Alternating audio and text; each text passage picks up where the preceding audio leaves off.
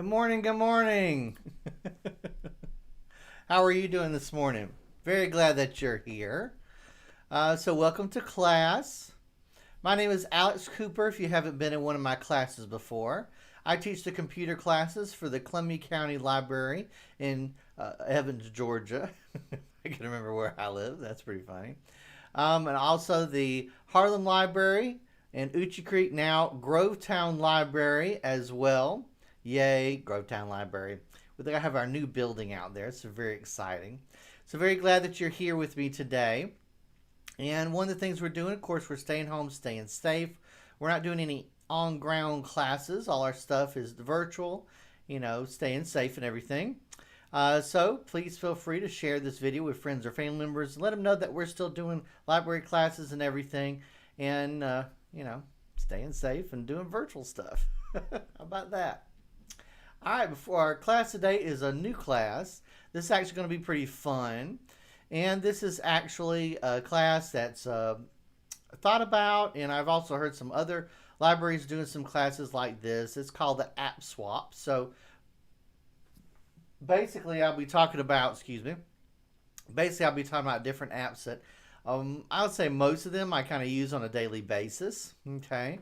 And just sharing them with you, and then also you can actually come in and tell me about what your favorite app is and what kind of apps you use, to kind of make your life better, more enjoyable, more entertained, keep organized stuff. So we'll talk about all that kind of good stuff, okay? So before we start class, I do want to say definitely feel free to kind of post any questions, and a little bit later I'll ask, folks to post maybe their favorite app, kind of at any time. If you kind of have one that you want, do realize have one that you want to share, do realize that you do need to be logged into YouTube to be able to post in our chat. Okay, so if you're coming over from Facebook, you click the video to watch it, and then you actually do have to sign in to be able to comment, to like and subscribe as well. But the big thing I always want to ask is, how can I help? Okay, what questions do you have? Okay.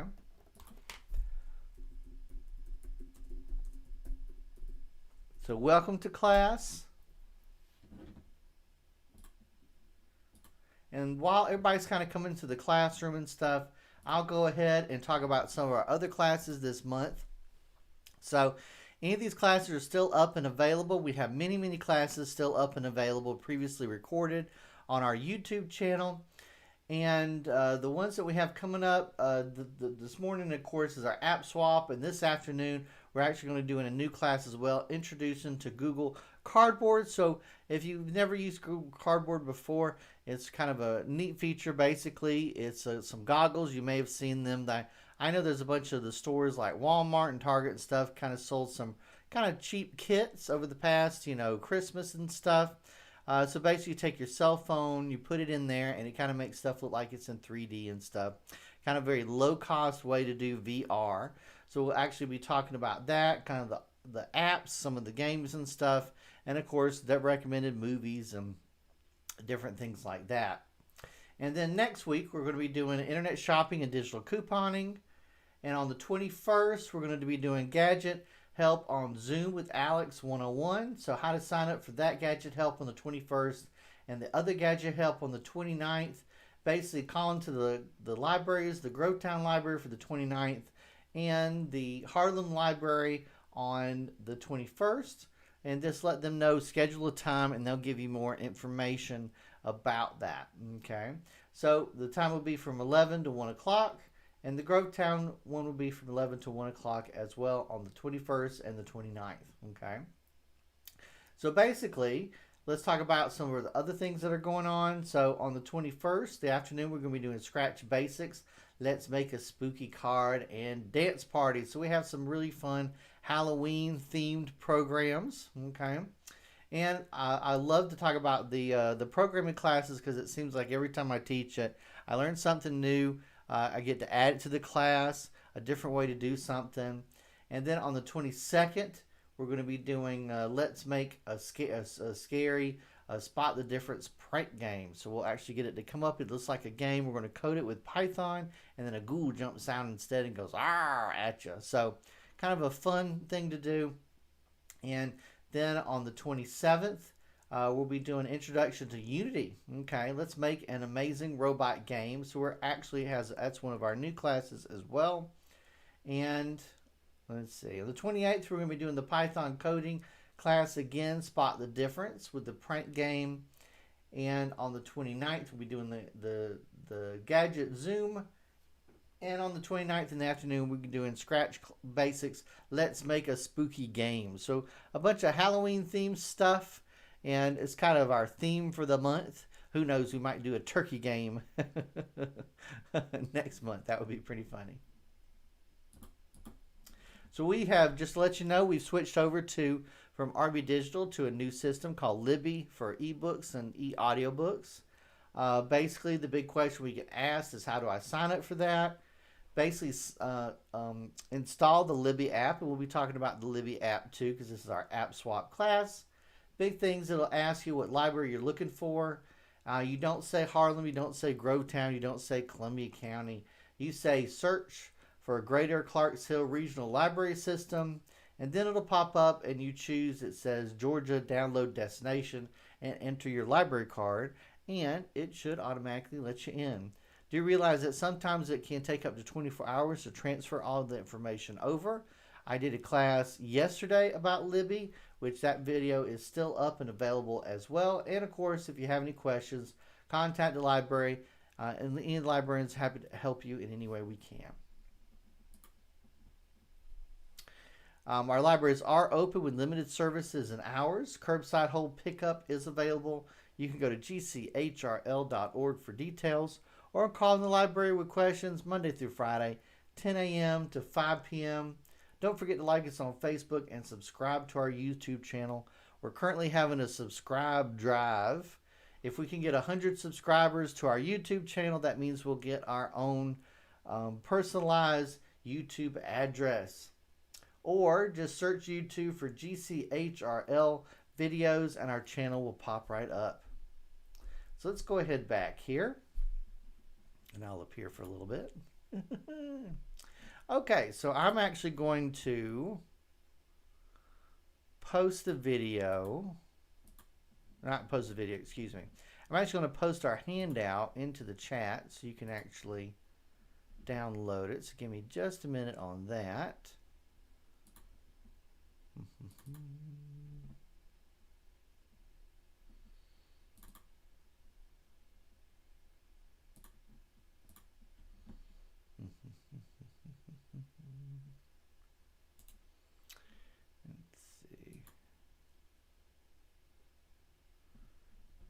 Everything's loading.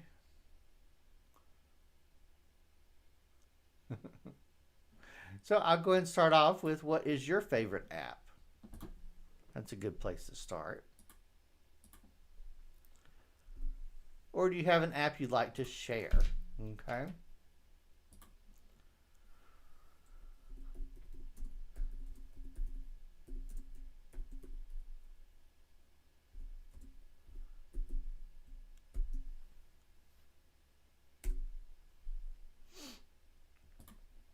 Something that if you had talked to friends or whatever, they'd be like, oh man, you got to try this out. It's awesome.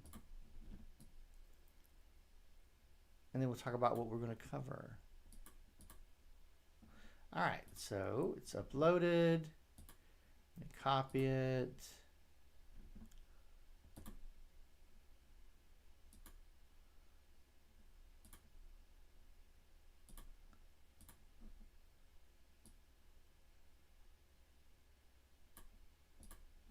All right, there we go. So there's our handout.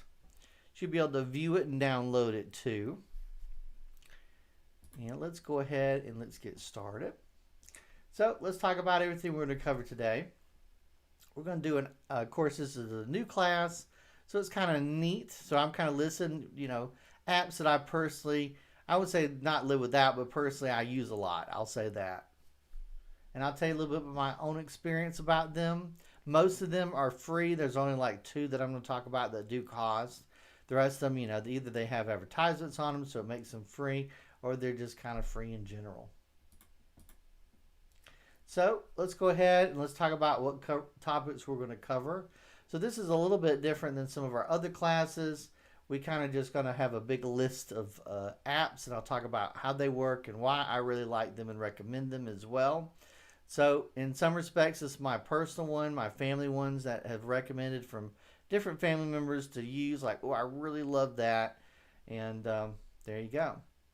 So our first one's going to be Libby. I'll talk about our different categories. That's really the best thing to do. So we're going to talk about audiobooks. Okay. We'll talk about shopping. We're going to talk about travel. Okay. We'll talk about phone camera apps. We're going to talk about browser ad blocking. Okay.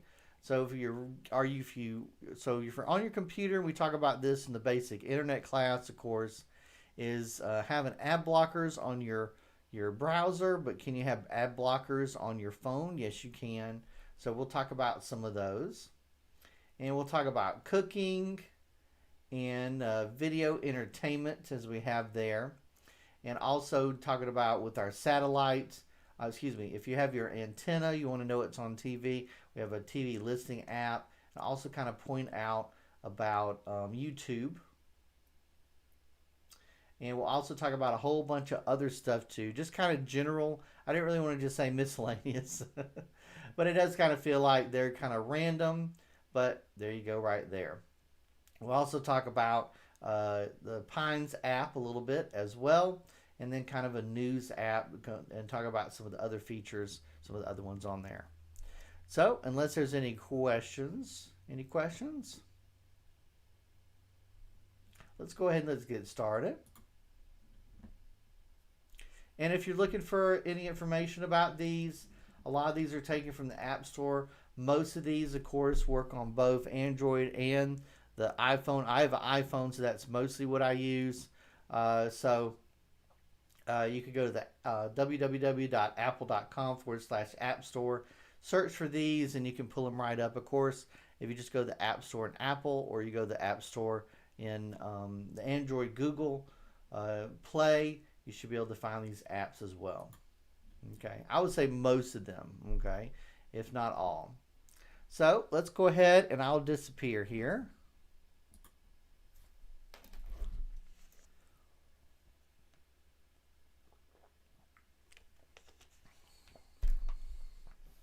All right, so first up we have Libby. Okay, Libby. So Libby is a replacement for our RB Digital for the library. So basically, if you have a library card, you can access tons of audiobooks and ebooks on here too.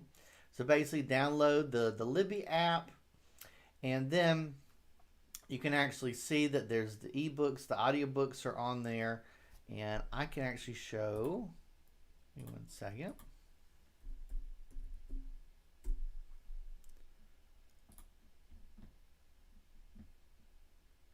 You have a cute little website, and I'll just show that real quick.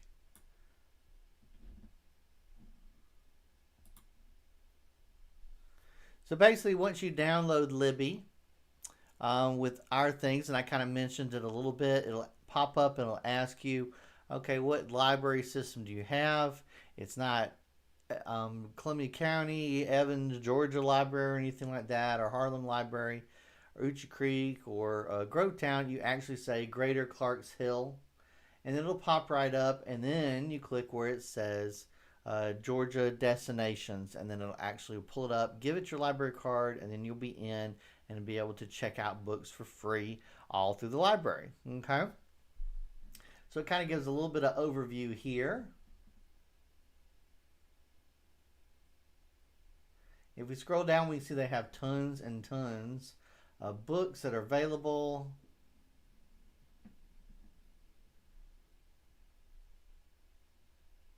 Browse, search, and discover new books. And I wanted to show the player. It is. And this is the player and what it looks like, and it'll keep your place. And of course, the best part about it is if it expires, when your time is up, it expires and it doesn't cost anything in any way. Okay? It's usually a big question I get asked.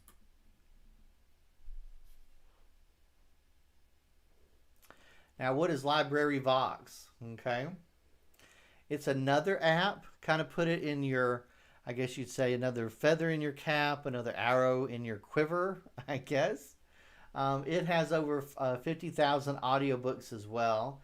It's free. What a lot of the audiobooks that are on here are classics, as it says. App features classic bestsellers and out-of-print treasures from every genre or literature. I know that there's a bunch of Sherlock Holmes on here, 30 different languages. Audiobooks from them are free thanks to dedicated workers of hundreds of volunteers who record, edit, and distribute the books. Okay, so I will tell you a lot of these professional readers. No, they're not professional readers, but they've taken their time to read out-of-print books, which makes it free to listen to, and you can listen to some real classics. Okay.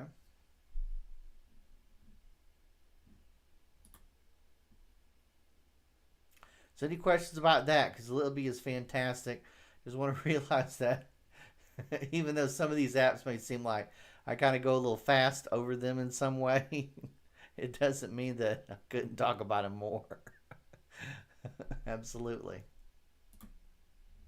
All right, so let's talk about our shopping app. Okay, this is a real big one. This is called Flip. Okay, you can browse thousands of weekly ads and circulars. So I kind of view this as the Sunday morning special. And what I mean by that is, remember, you used to get the Sunday paper. And then you also, the big deal is you could get the sales paper for all the places, even Best Buy and Walmart and places like that, Kroger. And this is actually a good reminder that do realize one way to save money at the grocery store is to buy what's on sale. I know that seems very silly, but do realize that their food rotates. So they get new meat in. It's probably the highest price it is right now, unless they got a super deal for whatever. And then there will be an expiration date on the new meat or the new vegetables or fruit or whatever it is, and it will expire, and they know that, and they have a certain date. So guess what happens? Week later, 2 weeks later, whatever the date is or set that they already have, they actually are going to start putting that on sale. So one of the things that we can typically do that can actually happen is that we actually go into the store, we look, and we see that we say, oh, I want a hamburger today or something like that. And he goes, well, if you actually went into the store, looked at the sales paper first, and then decided what you were hungry for, you can actually save money that way. And of course, you know, the freezer specials where they have certain things on sale, and you can put things in the freezer as well. Hey, Mac, how are you? Glad you're here. I saw something there about the Sherlock Holmes books on the, I think it's Library Vox, because it's just a different way to say library, I think. Yes, absolutely. Apparently they have a whole bunch of the Sherlock Holmes books on there because they're non-copywritten. So a lot of volunteers on there. So anyway, the Flip app, you can type in your zip code and it'll pop up and show you what the sales paper are. The big thing about this app for me is that not only can I use it to know what the sales paper are, but it's not just viewing the sales paper. You can actually, when you're looking through the sales paper, you can tap and it actually will add it to your list, okay? And then you basically have a list that you can click and it'll show you all the things that you tapped and basically added to your shopping list, okay? All right, so let's go ahead to our next page. Fantastic app, and it's called Flip. All right, so let's talk about some travel stuff, okay? So, can't really talk less about Google Maps, okay? Google Maps, one of the big things for me personally is you can do the satellite view, and that really does help me, and I'll talk about Waze in just a second. I do like Waze. The only thing about Waze is that it does not show satellite view. It shows kind of a, you know, virtual cartoony kind of view, and that's fine. But I actually prefer the satellite view because, you know, it's the pictures of the real streets and stuff. But I like Waze too. So what's the verses going back and forth? Well, of course, the big one is not just using Google Maps to get you to where you're going, turn by turn instructions as well. You can actually tap it to change your route. Waze doesn't really work that way. Mostly it kind of picks the best route. You can't really change your route too much on the fly. The Google Maps does allow you to kind of tap different streets. You can add new stopping places to Waze. So that's kind of how I get around the Waze part. So if it's a different way I want to go, I basically say, yeah, let's stop over here. And it'll basically kind of augment the drive and include other places too. Now, it uses kind of the Siri voice with Google Maps. Now, I do realize that Waze now is actually owned by Google. So some of the stuff that you really like in Waze will probably be added. Some of the stuff you really like in Google Maps will kind of be added. And who knows, in the future they may join together a little bit better. But a lot of these companies now, they'll actually purchase other companies, and people may not even realize that they're owned by maybe a bigger company. But, you know, it's kind of like saying, this is a Microsoft product, but if it seemed like a small independent company to begin with, got really popular, people really liked it, and then Microsoft bought it, then you still may like the app or the independence of it or whatever. So I think Waze will stick around for a little bit, but I think they'll kind of include the stuff back and forth. So the big thing about Google Maps is being able to see that, and also you can even look up restaurants. It kind of has more than just talking about how to get somewhere. It will also try to include, I will tell you this, a big one is people updating, like let's say a restaurant, when does it close? It tries to get the restaurants to be on top of all that information, especially with what's going on now. So some restaurants you may need to call to find out, when stores and businesses open and close. But great turn-by-turn directions. And like I say, of course, GPS, as long as you have a good signal, you're good to go. Now, let's talk about Waze. Waze, its big thing. As it says here, always know what's happening on the road with Waze. Even if you know the way, Waze tells you instantly about traffic, construction, police issues, crashes, and more. If traffic is bad on your route, Waze will change it to save your time. Okay, so I've actually had both of these going on it, and Google will actually tell me a different way, and then Waze is just like one street over.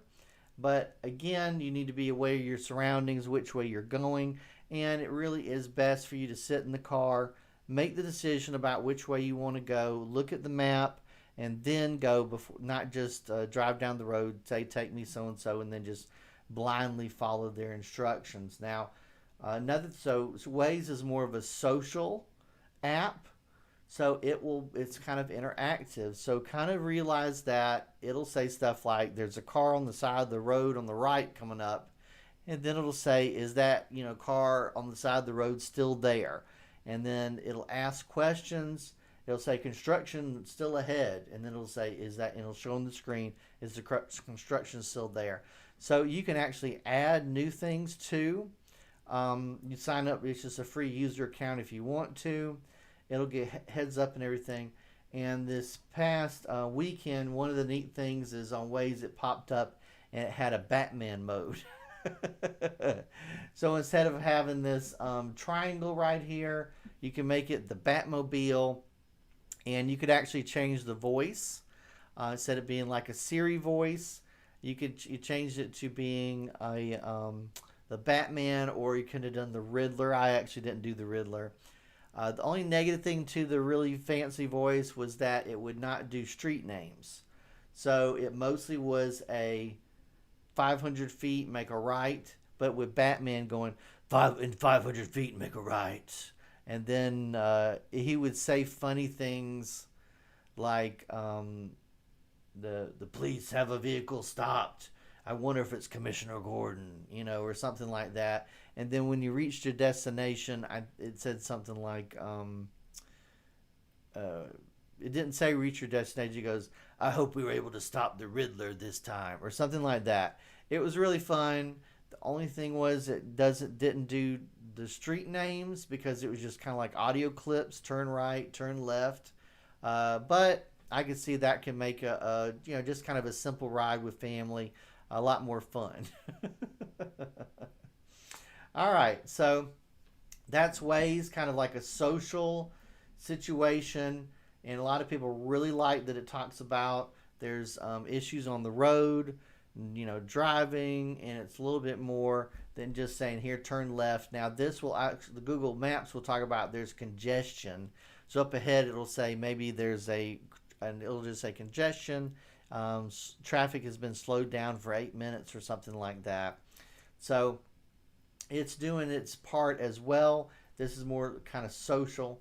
They're even trying to push. I don't think now's a good time. It kept popping up and asking me about, don't you want to carpool with someone to save gas? And it's like, no, not right now. But anyway, so yeah. All right, so that's Waze and that's Google Maps. All right, so let's talk about phone camera stuff, okay? So this is one that I really like right here. So the Prism is on here. I'm trying to think. There's something I have to think about it. Say. Anyway, it's called Prisma, okay? It's a photo editor that creates amazing photo effects, transforms your photos into paintings. Using Prisma's art filters, you can make your photos look like as if Picasso or even Salvador Dali painted them. Hundreds of styles. You'll find more than 300 art styles. Now, this goes beyond just a filter. Okay, it has an algorithm, so it actually will take your picture. It'll upload it to their server. It'll do an algorithm to it, whichever filter. It calls them filters, but it really is like a recreating the picture, whatever you have, into a new style. Okay, so they do have some in there that they want you to pay for. Most of them that I've wanted to use were free. I've never paid for one of the ones on there, and they have lots of ones that are kind of like, try this for a limited time this week. Anyway, you tap it and then you basically just save the picture to your phone. Okay, so it'll make your pictures look artsy, black and white, drawn by line, oil paintings, all kinds of neat stuff, and you can actually control the strength or weakness of in certain areas on the photo as well. Okay, so maybe if you really like the background being all squiggly, but you don't like the person's face, then kind of lighten it up, and then it won't be as harsh on someone's face. Okay, lots of fun there. The only negative thing is that, like I said, you tap it, it can take up to a minute for it to basically upload the picture, get it back from the server, and then show it to you. But it's a lot of fun, and it's just kind of a really neat thing to do. Share with friends or family members too. Make your photos look like art. Now, this is something that this next one, it's called Ink Send. Okay, I really like the concept. Now, I go into the photography class, basically the ability to, with the free, the I won't say free, but the cost apps that you basically can send pictures to get printed. The Google Photos. You can send pictures to get, the photo books and everything. But this is a very unique one here. This one is basically sending postcards, and it's $2, and that does include the postage as well. Okay, so a postcard for $2. So even times like this, now's a good time to maybe even try this. So imagine if someone sent you a postcard, let's say your family members or something, you went somewhere, and you might even put it on the refrigerator, keep it, okay? And you can actually write a little message on the back of it too. So turn your photos into beautiful cards, just starting at $2. They have some fancy paper and stuff. So mail a real one-of-a-kind card without a trip to the store. Create and send cards straight from your iPhone, iPad, to their mailbox, more personalized touch, add embossed envelope, and upgrade to your thicker matte cardstock. So not only will they put the card in a envelope and send it, which I think is like $3 or $4, but the postcard one is just $2, and then you can write your message on the back of it. Of course, it has holiday cards and all that, so a good kind of cheap way to send out something that's really fun to somebody.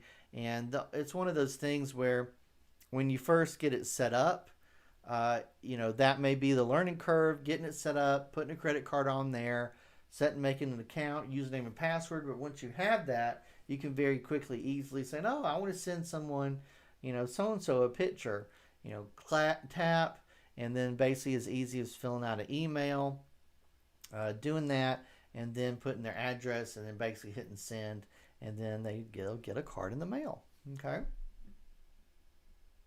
All right, so let's talk about. I knew I'd skipped over one. Give me 1 second here. I knew that there was a missing. Give me 1 second. I do know that there's a missing. That happens when you do teaching the class for the first time. You're like, oh, well, we're missing something. Let's see.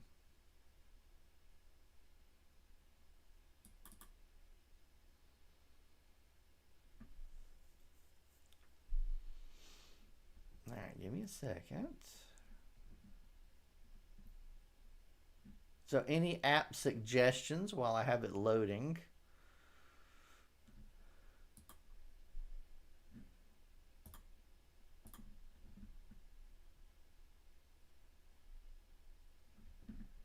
All right, this is in a little bit different format right now, but I will show this.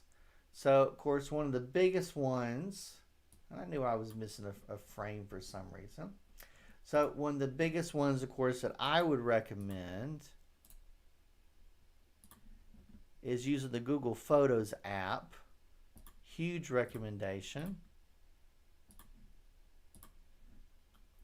Using the Google Photos app on your phone, you can actually use it to back up pictures, and it'll do it automatically. And let me see if I can get this a little bit bigger here, and I'll show you the Photoscan because I know we have a nice little Photoscan video. So you basically download the app, and it'll actually allow you to back up your pictures. Great part is it has free unlimited storage with high quality settings, great visual, and it'll automatically back up once you connect to Wi-Fi and run the app in the background. Okay, so it'll sync it Android, Amazon. It really makes it easy to share pictures. So instead of just sharing one picture, you can put things in albums and then share that entire album with others. Okay. And then they can actually do with it they will. And it also makes it very easy to print stuff as well. You can do a little bit of basic editing, and I'm going to show you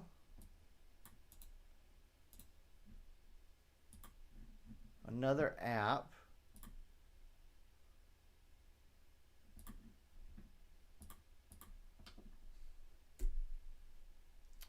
And this is the Google Photoscan app, okay? So this actually allows you to scan old photos, okay? And if you've been in one of my photography classes, I talk about, we talk about this app as well. So the big thing about this app is that if you do have older photos, and I have a little video I'm going to show. So let me go ahead and show that. Basically, it takes 4 pictures, and it merges them together, and then it will be glare free. It'll have a good quality to it, and then you can actually upload it using the software and stuff, and you'll have it on your phone so you can share with friends or family, post to social media, Throwback Thursday kind of stuff. Once upon a time, before there were smartphones, people took real photos, printed on actual paper. Photos of siblings, of moms and dads, of birthday parties, of mullets. of grandma playing with dirt, photos of the people that haunt your house, and selfies before they were called selfies. These fragile pieces of paper are your memories. They're your family. They're your history. They're your regrets. So it's a good thing all those precious memories are safely backed up and perfectly organized in a nope! They're in a box in the attic, which is like the 87th best place they could be. Maybe it's time to get out the gigantic flatbed scanner, find the right cord, download the driver, and bam! Photos saved forever. And bam! Wouldn't it be great if there was like a technology that was kind of like a mini scanner, like a handheld? Oh, hello. With the Photoscan app, just hold your phone over any printed photo and go boop, boop, boop, done. And you've got a high-res digital copy of the original without any glare. And it's not just a photo of a photo, because that looks like this. And if you have Google Photos, all your photos will be organized by face or place. It took you 4.5 hours to get ready for this photo. The least you can do is spend a few seconds to scan it forever. Photos from the past meet scanner from the future. Photoscan by Google Photos. It's a great video. It kind of shows how to use it very easily. And then basically, instead of it being a bunch of glare on taking a picture, because it does the 4 pictures at the 4 different angles and merges them together, your pictures won't have any glare to them. And then just organize them with using the Google Photos app. Okay. All right. So let's continue on here. So I have 2 that do cost, but I do recommend them if that's what you're interested in. The first one is called Nightcap. Okay. This actually had a free version of it, and then now it says $2.99. So I'm not sure what the deal is. I had purchased it, I don't know, at least 2 or 3 years ago at this point, and I just kind of gotten used to it being in my arsenal with my phone, basically. Trying to take a picture, too low light. Usually I can pull this out, and then it can actually do a pretty good job getting it. And it also has some really neat features on it. Let me read its little description here. Nightcap Camera is a powerful app that takes amazing low light and night photos, videos, and 4K time lapse. Long exposure produces beautiful photos in low light and unique astronomy mode. Captures the stars, northern lights, aurora, and more. Basically, it kind of dummies down for me the ways to make the manual mode and the stuff we do is in the other camera mode very quickly. Merges things together, makes like I said, dark pictures brighter, and it even has a mode where you can actually, it's really neat to do fireworks, because it does kind of have I think it's called stream mode or something. It's basically where I can actually press the button. It's like it's taking a bunch of pictures and it merges them all together, and you can actually see the fireworks stream as they kind of fall back to earth and stuff. So it's really, really cool that way. And it's kind of gives some effects that I haven't really found really any other apps that really kind of allow you to do that. Okay. So kind of playing around with it, really cool, makes it really easy to get. The biggest thing, of course, is this more stable that you can get with the camera. The more likely is that you'll get a good clear picture. Okay. Tripod or lean against something. Let's see, do you find any photos and videos dark and grainy in low light? Nightcap will help you unlock the full potential of your iPhone. All camera controls make it easy to automatically set optimum focus and exposure for a brighter, clearer shot. Okay, so like I said, it's a bunch of features.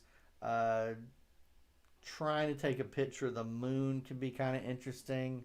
But I've actually gotten a few shots of the moon using this app. All right, so let's talk about Camera Plus. Now, this probably can do some of the same things Nightcap does. Nightcap just kind of, uses different terminology. This is trying to be more of, let's say, someone that maybe does know a little bit more about the camera, the exposure, aperture, f-stop, and all that. And this just gives you a little bit more control over some of the things in your camera, or it'll actually kind of simulate like a digital SLR to as much point as it can.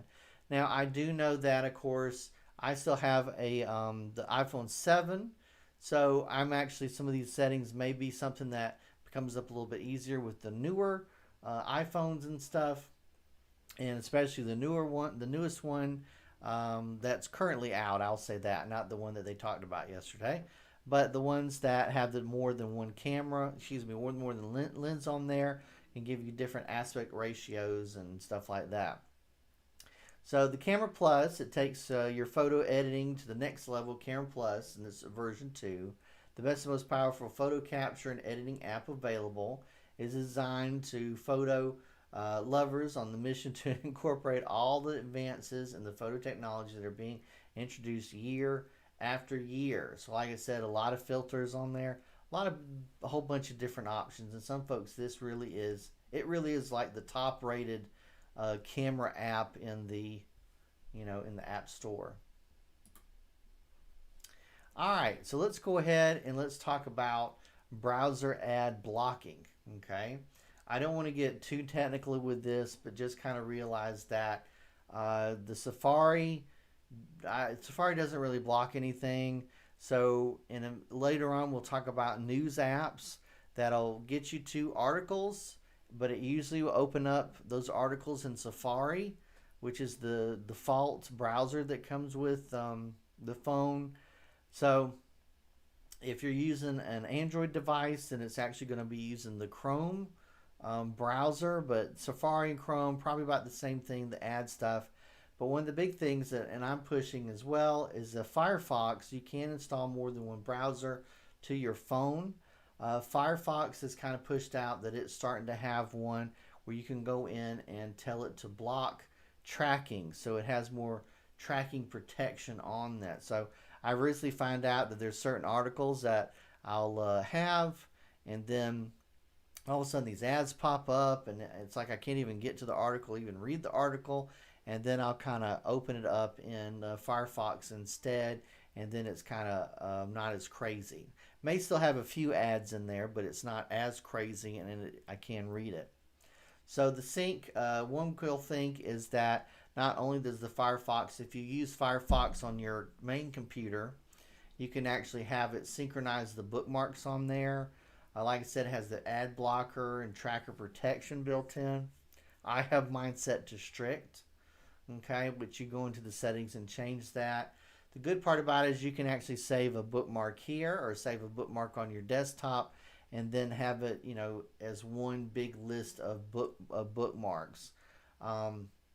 It will try to save some things like passwords. If it'll say, do you want me to save the password? You can say yes. Okay. Keep what's personal private without sacrificing speed. With Firefox, you can have more control to decide what you share online and when, because of your life, your business. We designed Firefox with smart browsing features. Let you take your privacy, passwords, and bookmarks with you safely wherever you go. So there you go right there. So do recommend the Firefox one, like I said, with the more stricter settings, and also be able to sync. It also has a feature where you can have you can send what they call the tab to your browser on your computer, or send a tab to your cell phone. So let's say the idea is, let's say you're reading a article on your cell phone, you go, I like to see this bigger. You can actually tap a button in the menu on the cell phone and say send to desktop, send this tab to desktop. Then you go to your computer and you open up Firefox, and it already has that website open as a tab, and of course now you can read it on the big screen, okay, your laptop versus your cell phone. This is something a little newer.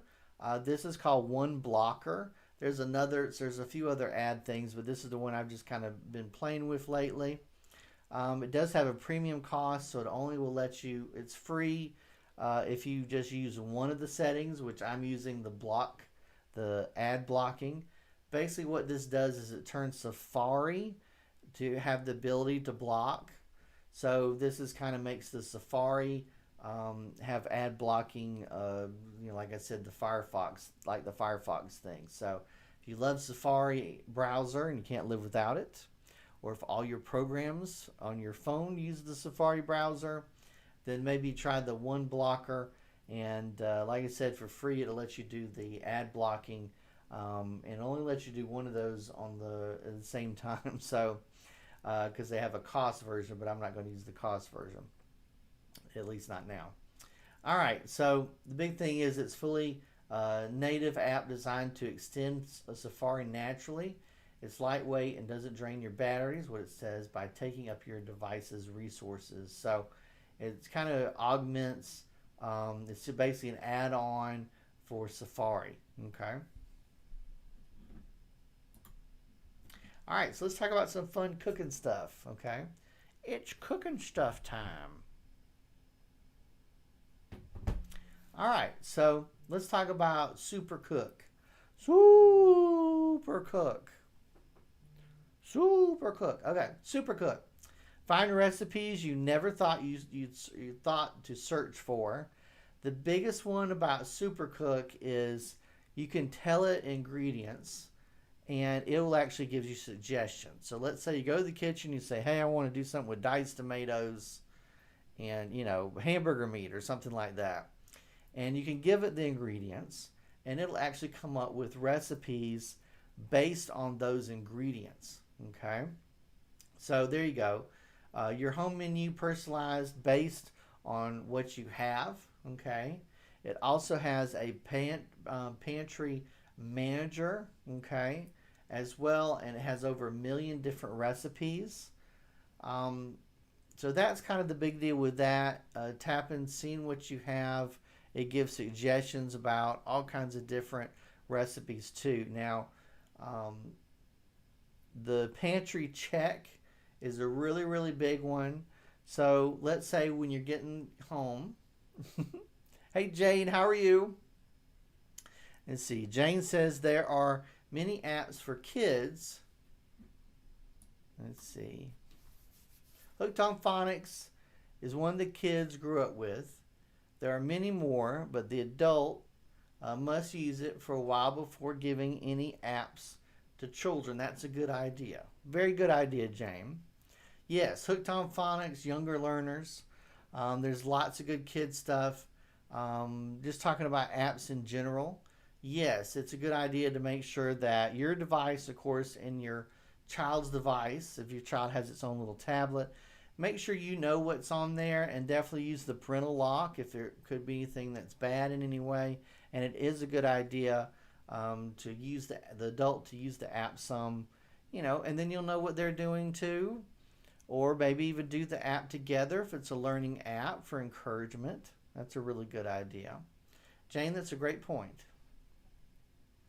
All right, so the pantry checker, kind of imagine that you get home with the groceries, okay, and you pull your phone out and you basically barcode scan the stuff while you're putting it up, okay, and it will keep track of what you have. Now, of course, that means that you can do the barcode scanning when you use one, too, or say that you used that product already. A big one here is it talks about expiration date reminders, okay? And it can help you set up your shopping list. So using like a pantry check, that can help a lot with groceries, especially knowing, what do we have, what do we not have, what recipes can we do, and of course, can that save money? Absolutely. Using stuff, eating stuff before it goes bad is a great idea. Maybe you have a second refrigerator, maybe in a garage or freezer or something, and food, sometimes good food, because there's not enough space in the big refrigerator inside, that you put something out there and then you forget about it. Oh no. And then you go out there later and go, oh man, we could have had a great meal with this, but I forgot it was out here. So maybe something like this, setting up the expiration time reminder and it being very visual and reminding you what you have as well. Okay. So let's talk about some video entertainment stuff, okay? So a big one, a big recommendation, and I won't show it because copyright stuff, but I can have my little pictures here. So the big one that I recommend for free, of course, we have a whole cord cutters class that we talk about all kinds of different video apps, like Netflix and all that. And then you, of course, can use the Acorn TV one free through the library and the IndieFlix ones. So the library resources class, we talk about that. And we also have here where we're talking about free. The biggest recommendation I can give you is, of course, having Pluto TV. Okay, Pluto TV is completely free. It has commercials just like if you're watching, TBS, TNT, normal cable channels, ABC, and the rest of them. But the way it kind of displays itself is really, really great. So it kind of breaks it up into channels. They've actually connected up with Viacom now. So there's lots of great content on here and lots of movies as well. One of the easiest things is, and I've even had someone ask me, goes, well, person is under the weather and they want to just, kind of watch a lot of, it's going to be watching a lot of TV. And it's like, okay, well, the best recommendation I can give you is, do they like horror movies? They like thriller movies? They like suspense? They like romance movies or anything like that? Just basically turn to that themed movie channel. So they have movie channels on here, and they're themed cult classics, all kinds of stuff. Old Paramount movies, all kinds of great stuff on there. And it just rotates. Like I said, they all have commercials on them. It also has latest weather. So if you have actually cut the cord and now you're kind of missing having the weather channel, this does include the Weather Nation channel, which is a live 24 hours a day weather channel, Weather Nation. And there's also other news channels on there too. Some of them are not live. Some of them are like a previous clips from the big national news sections. CBSN is kind of 24 hours a day live news channel. So that's kind of recommended there too. So you can still get all that stuff for free as well. Like I said, there's binge watch channels. Lots of classic TV on here, lots of cartoons on here, Educational Dora the Explorer channel, all kinds of stuff. So lots and lots and lots of great stuff, and it's completely free. You can just download it on your phone. Oh, and they have a CSI channel. They have a Star Trek channel, which mostly shows Next Generation stuff, but they'll show some of the movies too. And they kind of go in and out, but there is a James Bond channel. Seems like they remove it every few months and then they re-add it every few months. So right now it's on there, the James Bond channel. So it's all these old James Bond. I'll say it's not the Daniel Craig movies. I think it's all the rest of them, but not Daniel Craig. So I've enjoyed that, watching some of those the old James Bond ones. Maybe some I haven't seen. So if you're looking for video entertainment, Pluto TV, boom, there you go right there. Lots of great stuff on there. All right, so what about TV listings? Okay, so we do have the antenna cord cutting class that we talk a lot about. Great stuff. Then someone will say, hey, I have an antenna, which is free. Free after you get the antenna, set it up, that's free TV. We have a whole class about pointing your antenna, boosting your antenna. So that's our cord cutting class. This is an app on your phone. And basically it's called TV Listings. There is a TV Guide one, but the TV Guide one does have a lot of ads on it. But you can get a lot of same information on there.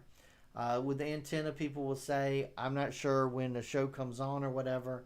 Well, this you can actually tell it to remind you when the show comes on, and you can, away from your antenna or TV, instead of flipping channels back and forth, you'll have like your whole guide in your pocket, okay? So if you're going, hey, I wonder when so-and-so's coming on tonight, or wonder what channel is that football game coming on, or something like that, pull this up. You can actually look at this. Of course, it does the cable, satellite, dish, everything. But then when you're setting it up, if it says, hey, OTA, and you just say yes and give it your zip code, and it'll show you the over the airways channels too. Okay. as it says, up to 7 days. Help pick out what to watch, all that kind of fun stuff. Now, I just have a little reminder down here. That's all I have for myself. Your phone probably came with the YouTube app. One of the ways that I feel like YouTube gets underutilized, and that basically is the subscription. So just remember that you can, of course, there's a lot of people that don't even have a login and stuff. Hey, Mac. So Mac says, I enjoy 2 apps for stargazing.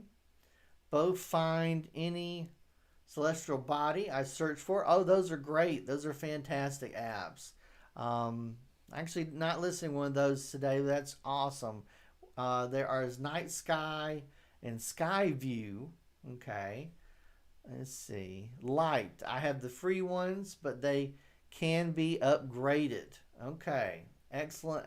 Excellent. That's a great idea. So the stargazing tools, absolutely love those. I think the Night Sky is one that I use a lot. And because it uses augmented reality or AR, you can actually hold the phone up. And let me look and see. I bet I can find a little bit about that.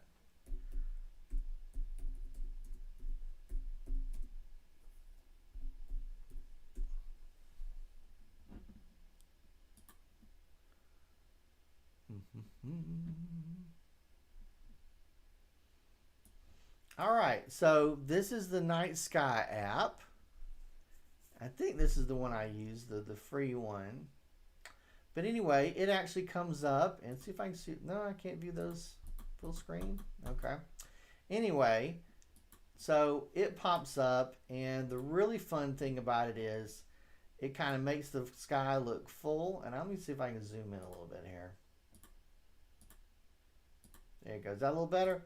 It kind of fills the night sky with the names of all the different stars and stuff. Okay.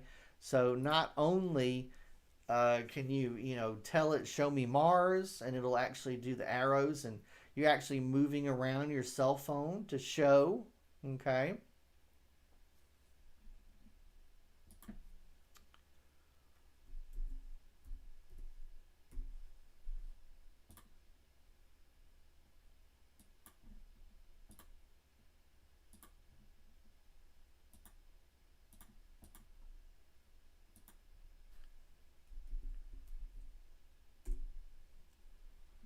But it can actually show you where the International Space Station is at that time. It'll actually show graphics of the constellations. Okay. Yes, I know it's very strange. People looked in the night sky and said, oh, those 5 dots look like a warrior. Like, okay. But anyway, there's the International Space Station one. So it actually allows you to do a whole bunch of free stuff out there. And it's really neat, and it's really educational as well, and it's very easy to use. So that's a great, great recommendation. Mac, that's a great one. Okay, so yeah, and even it's an editor's choice by Apple out there. Let's see.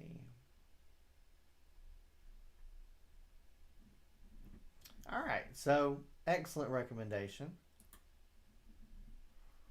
All right, so let's continue here and start talking about our YouTube subscriptions. Okay, so the big thing is have a username with YouTube, log into YouTube, and that means that content that you're interested in, if it's a YouTube user creating it, if it's national broadcast stuff, if it's news, then click my subscriptions. So once you spend, a little bit of time, you'll actually find out that if someone sends you something, you go, hey, this is good, I'd like to see more videos from this person, click subscribe. They ask you to click subscribe. That's what all that means. And then basically it's like you have your own YouTube channel where you click show you my subscriptions, and it'll give you an update when someone posts something. There's a few that I really like. And there's even some where a person travels to where movies and TV shows have been filmed in the past, and they do like a whole little video, and I wouldn't want to miss that video at all. And it's one of those things where it's the only way I can get that is with the YouTube channel. All right, so let's talk about some of our other stuff. Now, we've kind of had different categories, okay? And now we're kind of getting involved in the other, okay? So this is kind of like our miscellaneous category. So we're going to include a bunch of Google stuff in here too. So here's Google Keeps, okay? Google Keeps lets you do notes and lists, okay? It is free. All you need is the free Gmail account, okay? And you can cloud save everything. The good thing about it is you can actually use it not just to do lists, as it says add notes, lists, photos. You can actually do audio, okay? You can do little audio clips for yourself, and you can also set up and make, checkboxed things.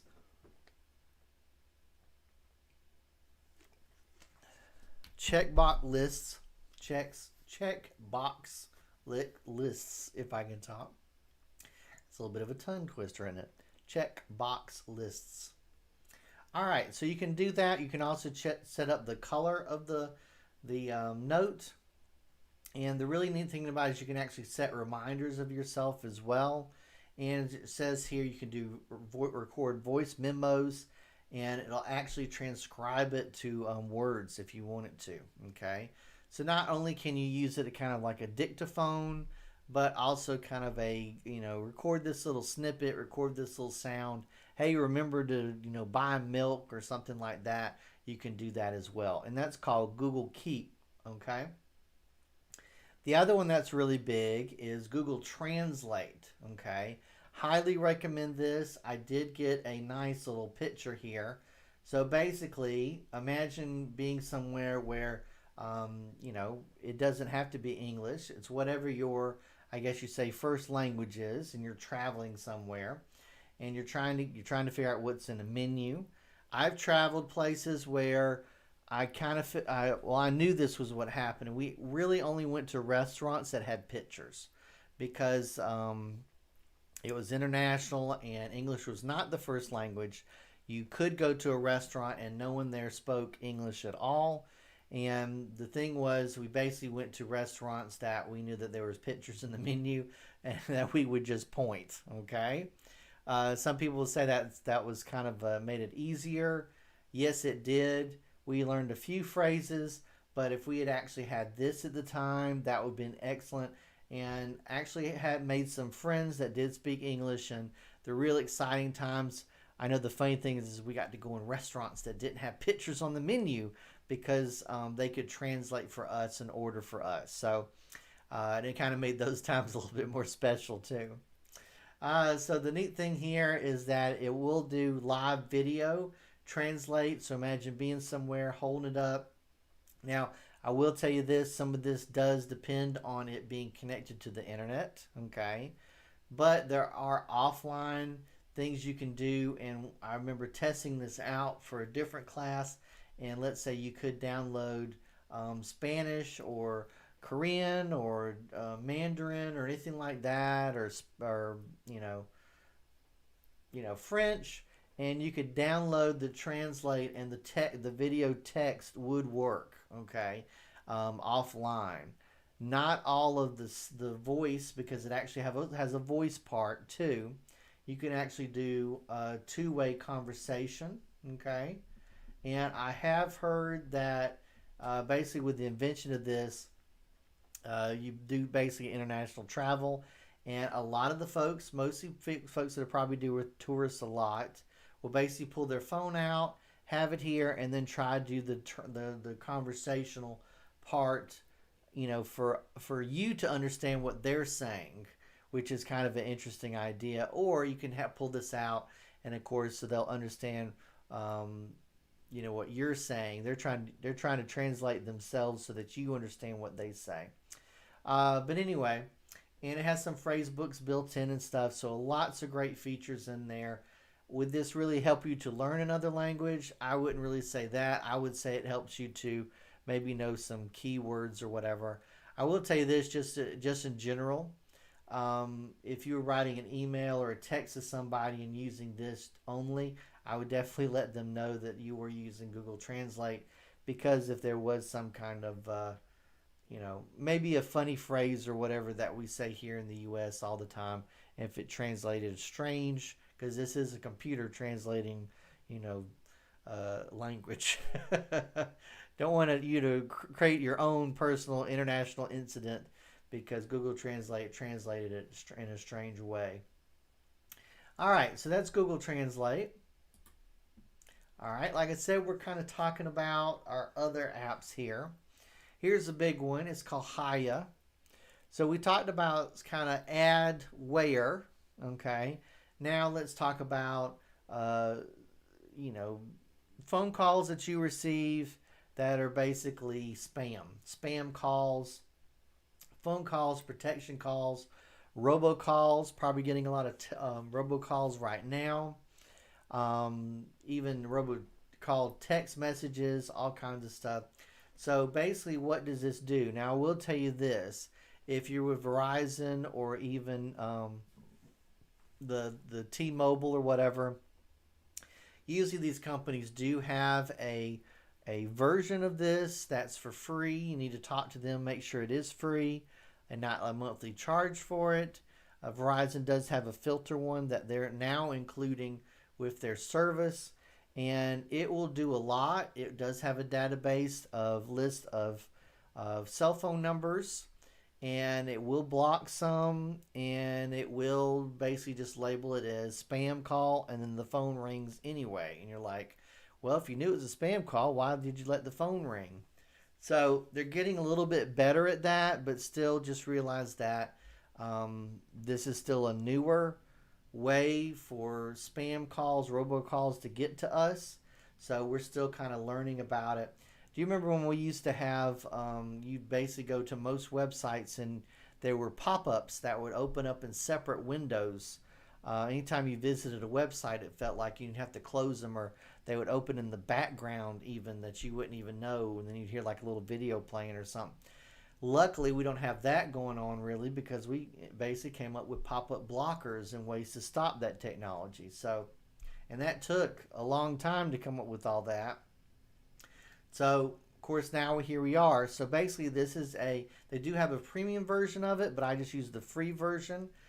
Basically, you install it on your phone. It'll walk you through how to set it up and everything. You have to add it to your call ID list, and it does have the ability to basically not block a call, and I'll have it pop up and say, we believe this was spam, so the phone didn't ring, and it looks kind of like a text message, and it'll disappear. So you may be sitting there, and all of a sudden it's like a text message pops up and says, hey, and Hiya says, we blocked what we believed is a spam call, phone silent. Okay, so trying to do this, trying to make sure you have some kind of filter on your phone can cut that out, but you do want to make sure that these programs are up to date.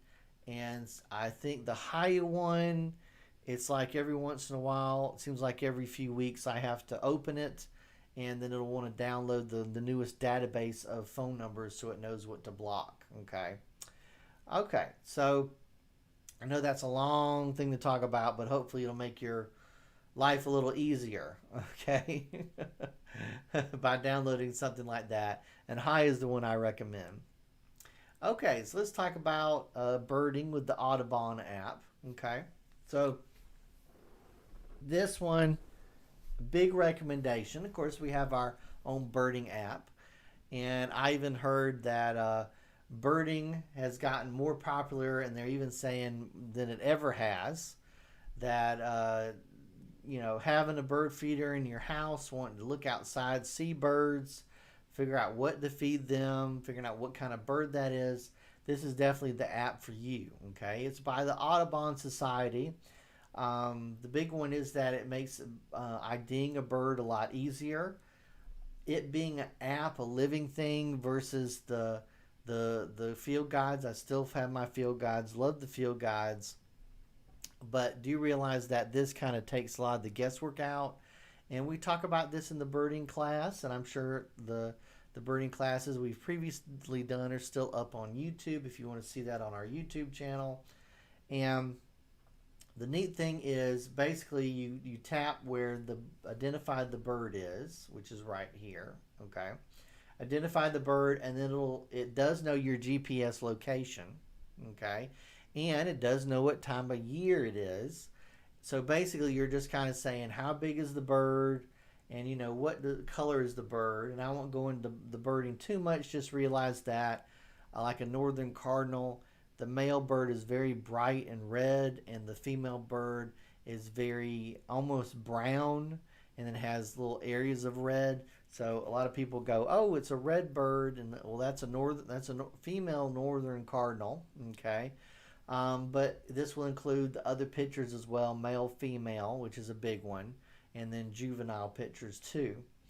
So because it knows your GPS location, the time of year, it's mostly going to show you birds that are also it has been tracked that will also be in that area because of migration. So it does make identifying birds very easy, lots of pictures, and it does have bird calls in there as well, their migration patterns, lots of fun stuff on there. Makes it a real fun family activity. Say, oh, what bird is that? Well, I don't know. Well, let's look and see. And then everybody can like look around and stuff, and you can share it with friends and family. Oh, that's a so-and-so bird. All right, and it used to cost, but now it actually is free. All right, so let's talk about, we're continuing our other section, our miscellaneous. I've actually loved having a countdown, okay? You can set up stuff on your calendar. That's great. But if it's certain things, maybe a birthday, anniversary, even Thanksgiving and stuff like that, that's a lot of fun. Other life things. Oh, vacation. That's a great one right there. You want to have a nice countdown? Well, there's a countdown program. It's called Countdown. I use it for a bunch of stuff. The really cool part that I like is that it actually, when it reaches you can have it count up as well. But when it reaches the countdown, it actually will automatically start counting up. So let's say someone, started a new job or something. You could have a countdown to their start of their new job, and then, or if they went off to school or something like that, and then it's counting up to tell you how long that they've been in school. Okay, so the neat part about that is the feeling of, and I've even taken a screenshot of it, sent it to someone saying, yeah, you've been doing, you've been at school for this long now, you're doing a great job, stuff like that.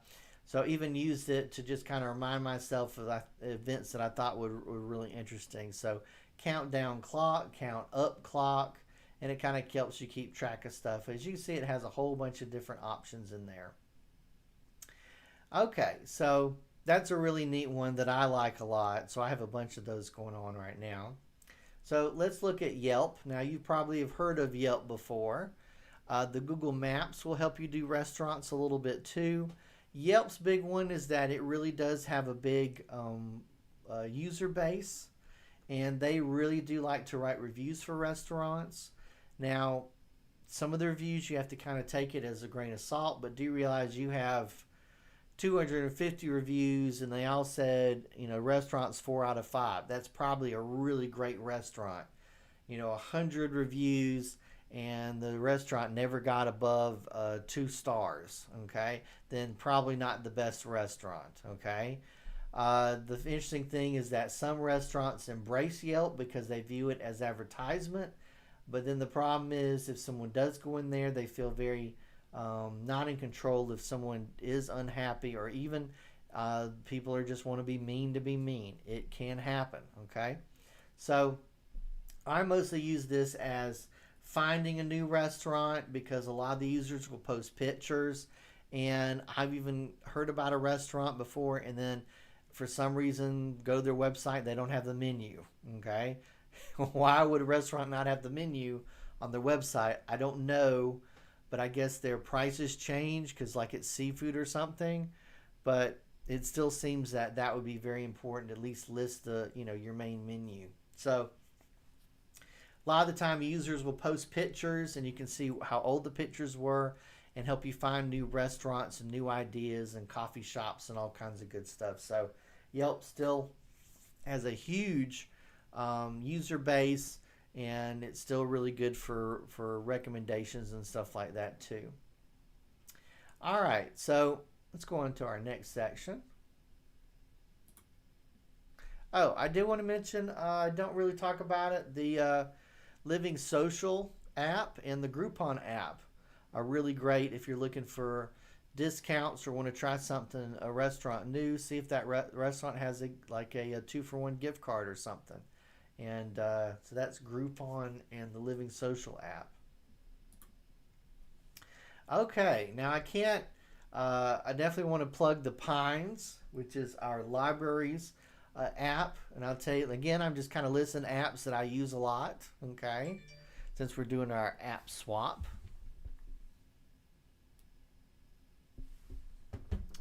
So our Pines app, the big one here is that you can actually use this to, check out books, find it where they are, and you can even have books come from other libraries shipped to our library and then get them put on hold, and do the curbside holds pickup kind of thing. So it's of course, you just need your library card, very powerful ability, in your pocket, okay? So lets you search the catalog, place things on hold, and a big one here too is, you may have a thing where you go, oh no, I can't take that book back right now, I'm out of town, okay? It will allow you to renew your books, okay? And what other thing I really like about it too is just having the Pines app on your phone.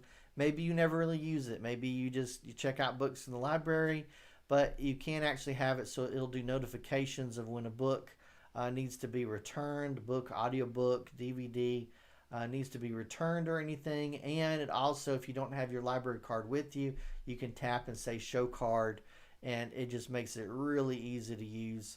A big plus. Love the notifications that you need to return the book tomorrow. Oh no, I can't. Let's see, can I renew the book for another week? Yep, I can. Okay, great. Do it all right there on the app. Makes it really quick and easy because it'll remember your login information. Okay, what about Google search? Now this seems a little, again, I'm just mentioning apps that I basically use on a daily basis. Okay, or apps that I know that I'll use, within the next few days or whatever. So this is the Google search. So the Google search is an app. I have an iPhone. If you want it on your phone, which I recommend, you download the app. Android, it's kind of already built in. The big thing is that you'll actually get news, and after a while looking at news and articles in your searches, it'll actually start to suggest new stuff that it thinks that you would be interested or you would like, okay? And I would tell you, I've even gotten lost a few times where I come here to search for something, and then all these articles are so great, and I just click and read, and I go, oh yeah, I started out just tapping Google to search for something, but all these great things are on here. I'll even use it for live events to see what the score is for the Bulldogs. And you can also do the voice search as well. Tap the little microphone right here. Now I know on the Androids it makes it a little bit easier. It goes a little bit beyond what Siri can do a lot of the times. I know they're working on all those personal assistant stuff, but there you go. It goes beyond what Siri does. And the other thing is that it actually has something called Google Lens. And I have a family member that absolutely loves Google Lens. And the picture I have is a good example of one of the ways she uses it. Is she'll actually see a plant and go, what plant is that? Click here where the Google Lens button is. You actually it'll take a picture of it, and it actually tries to find products, plants, cars that match that picture, and visually finding and comparing and trying to find something that compares to that. You can also use that it even says identifying animals, plants, find similar clothes.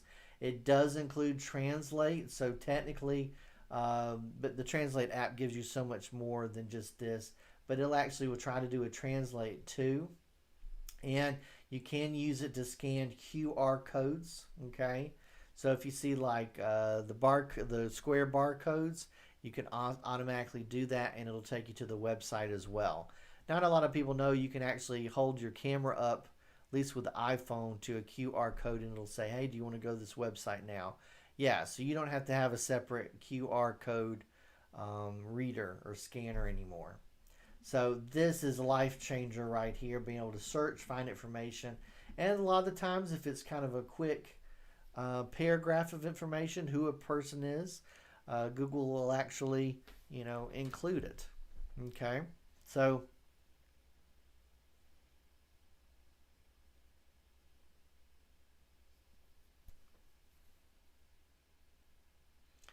watch this. Who was Thomas Jefferson? Here's a summary from Wikipedia. Thomas Jefferson was an American statesman, diplomat, lawyer, architect. There you go. So not only does it give you, the information, it takes you to the website too, but it also is showing, it will actually read out what the, it's going to read out what the actual little article says and stuff. So really great using the Google search. All right, so we're starting to get to their end here. Only have really two main ones to talk about. Okay. And of course, if you have any suggestions, go ahead and post those into the chat as well. So this is one that I use on a big daily basis. I do know that the iPhone comes with a built-in podcast program. So I didn't really talk about that one much. The iHeartRadio, love the iHeartRadio.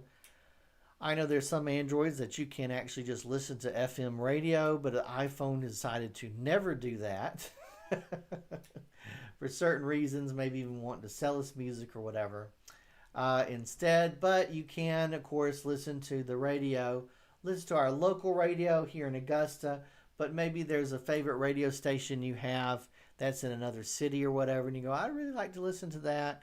Well, you can listen to it probably with the iHeartRadio app, or at least find a radio station that's similar, okay? A lot of these stations are built on genre, and I will tell you, I do have streaming services and stuff, but it is nice to still, playlist I've created myself, songs I like, trying to discover new music. It's still really nice to listen to the radio suggestions. And it is still nice to hear a DJ talk about local events, things that's happened to them, things that they're thinking about. Oh, there's a new artist that's doing this, or, even some fun news. I'm trying to think about what was, anyway, it was a neat one the other day. It was like, ooh, what's the most popular dog? Let's talk about that. It's changed recently. Just something kind of funny and silly too, and still want to hear a DJ talk to us about that a little bit too. Now you can actually set this up so that you can do things like ask Siri to actually go directly to the certain radio stations, which I've done that with mine, and then it immediately will start playing. I won't do that right now because it might start playing some copywritten music. But you can do that. What does that mean? Well, you hook it up to the Bluetooth in your car, and then basically just, yell out to Siri to play the certain station, and it'll do everything else automatically. And that's a really big, makes it a lot quicker for me than have to fumble with the phone. Okay. So it has podcasts on there too, so you can set that up as well. That's not my main podcast. I usually just use the app that comes with the iPhone, but it gives you a different choice too. All right, so with my iPhone, I actually have Apple News, but I've actually found out that Apple News has a lot of great features. You can subscribe to different news feeds, different, kind of give it a little bit more control over. But if you are looking for more news, or maybe even news sources that they don't really have on there much. Very legitimate news sources, just they just don't really push them a lot. Then actually do recommend the Flipboard. Okay, Flipboard. I've been using it not for too long, but just basically kind of playing around with it enough to kind of knows like, wow, these are very great news sources. They're not listed on the main news app. Maybe I could follow them specifically. I think National Geographic was even one of those. It's like, well, I'd like more National Geographic news, and the Apple News doesn't really have that as a main, thing that pops up all the time. But it just gives you another alternative for more news out there, and it has all the top, ones on here. The neat thing is that it starts off with asking you what you're interested in. It has a flip style, so if you're the kind of person that doesn't like the scrolling down all the time, you may absolutely love this, because you do a push up and it flips like cards to the next news article, and it'll actually organize them in tiles and stuff too. But it kind of helps you, gives your eyes a rest from the constant scrolling down. Okay.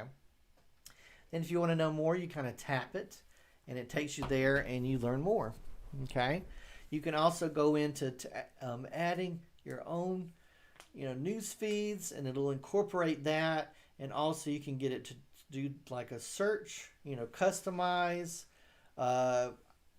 It says create personalized news feeds based on your interests. I guess it's kind of like search words, so you could set up your own search words, and that'll include that as well. And it'll search through all the news stuff. It's very popular. There are a few other ones that are similar. This one I've been playing around with for about a week, and I've really enjoyed it so far. So there you go right there. Now, the interesting thing to me is, remember I talked about the ad blocking. Okay, so I get here, I have an article I want to see, I tap it, and usually it opens up Safari. And if I have that one block installed on my phone, so when it opens up an article, I will still probably get some ads, but not as intrusive ads as I have in the past. I've even gone to some websites with articles, and it basically broke me being able to view the website, because the ad would load in the middle. I'm really annoying those that you have, and instead of having the placeholder on there, so you're reading the article, and every time it reloads, the little advertisements all broken up into different places in the article, it resizes the text and moves it around. And it's like, well, this isn't even legible, because it keeps updating and moving the text around. So this is one of those where it actually helps do that. And it also has a read mode where you can tap here, and it puts it out of the normal website view into a read mode. Okay, so it tries to help you to kind of read the articles a little bit easier. Okay, so that's really it. That's kind of our main going about here, talking about our different apps. So let's kind of talk about what we covered, and then see if you have any other app suggestions. Okay, you want to share with anybody else, and then we'll kind of finish up, and I'll tell you about our class this afternoon and next week. So we talked about audiobooks, did a big recommendation about Libby and the Library Vox app with all of its kind of great stuff. Talked about even Sherlock Holmes is on there and stuff. The shopping, talking about the Flip app, looking at the different ads. We talked about travel, using Google Maps and Waze. You can kind of go back and forth, whatever you prefer. Okay, Waze makes it kind of a little bit more social. And then you can actually have different ways that you can back up your photos.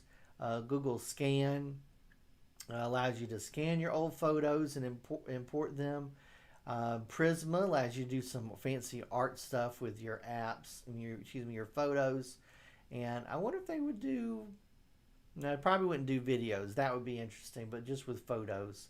We talked about Ink Send, which has we'll send a postcard for $2.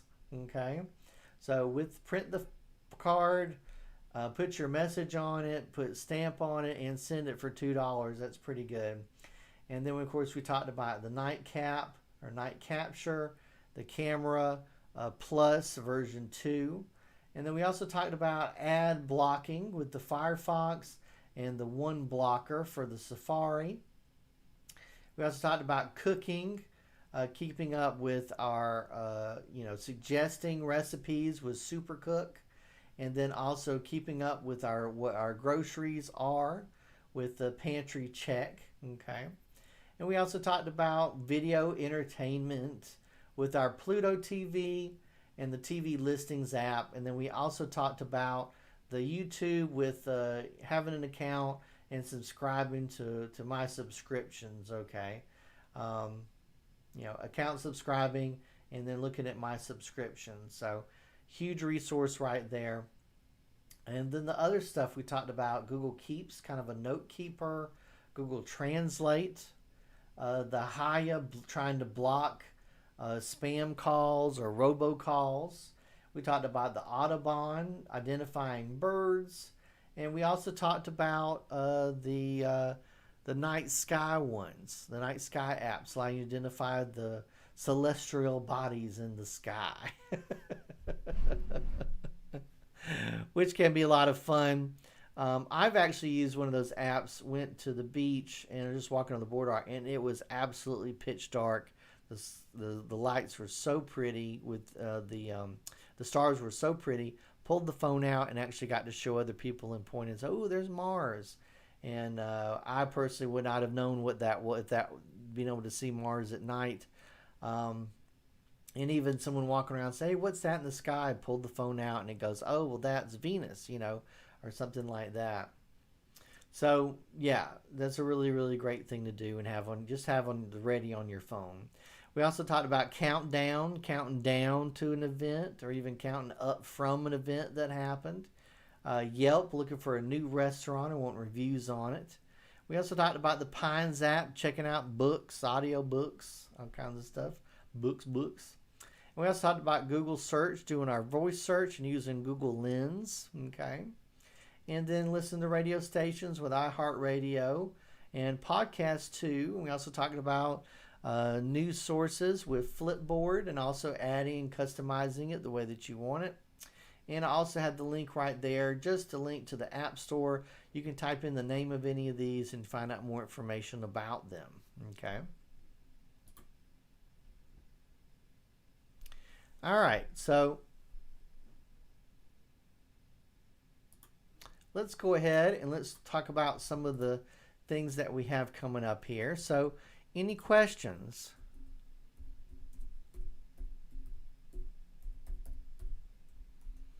And again, I'm just sharing apps that I personally really like and I basically kind of use on a daily basis. Now, this afternoon's class at 2:30, come join me. We're going to be doing an introduction to Google Cardboard VR. So basically, it is one of the cheaper solutions to be able to get involved with VR. And you may or may not already have one of the things that I know that last Christmas they were selling those for like $10 at Target and different places. So I was kind of getting reinterested in it, and I was like, okay, well, we can do a class on that because VR, some of the VR stuff's really expensive, $400, but that's more than just having the cell phone. That's what we'll be doing is the Google Cardboard, having a cell phone, putting it in the kit. We'll talk about putting in the kit, getting into work in there, and also some of the Bluetooth controller stuff too. Okay. And then next week we're going to be talking about internet shopping and digital couponing on the 20th at 2:30. And on the 21st, we're going to be doing a Gadget Help 101 Zoom with me, Alex. You can call into the Harlem Library for the 27th and schedule the time from 11 to 1 o'clock to schedule a time. And also, you can call in to the Growtown Library and schedule a virtual time on the 29th, which will be from 11 o'clock to 1 o'clock as well. And help out 101. It will be a private virtual meeting, and they'll give you more information about that to sign up for it. All right, so, and on the, let's see, 21st in the afternoon, we're going to be doing Let's Make a Spooky Card and Dance Party. It'll be the second time doing that class, and I've got some new ideas, which are going to make it a lot more fun, too. And on the 22nd, we're going to be doing Let's Make a Fun Halloween Card and Dance Party at 11 o'clock on the 22nd. And then the afternoon, we're going to be doing a Python coding scratch Spot the Difference prank. So join me for that. And then the last week of the month, we're going to be doing some things with coding in Unity, Raspberry Pi, Halloween fun, Scratch Basics. Let's make a spooky game. So come join us for that. Okay. Again, as we even talked about Libby in this class, big thing about Libby. Libby now is our new ebook and audiobooks, free from the library. There's no cost involved. Big step is download the app. It'll ask you to search for a library, search for Greater Clarksville Regional Library System, and then choose Georgia download destination, and then enter your library card, and then you should have access. Sometimes transferring stuff over could take up to 24 hours. So if it is having problems, you don't see your be able to download anything, just give it a day, or you can contact the librarians to see if you need any questions or need any help. Okay. Like I said, our libraries are open with limited services and hours. Curbside holds pickup is available. You can go to gchrl.org for details or call into the library with questions Monday through Friday, 10 a.m. to 5 p.m.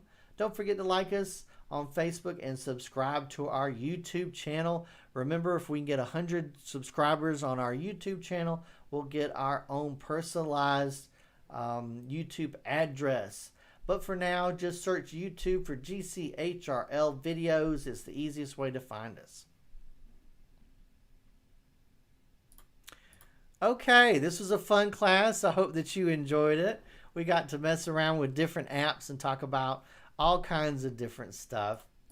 So I hope you'll download some of those apps and try them out. And next time we do this class, maybe you'll give me some suggestions on some new apps as well. Okay. So have a wonderful Thursday. It is nice and sunny. It's a little cool outside right now here in Evans, Georgia. But go outside, stay safe, go for a walk, and have a great, happy day. Thank you for joining me today. I'll see you next time. Have a great day. Bye.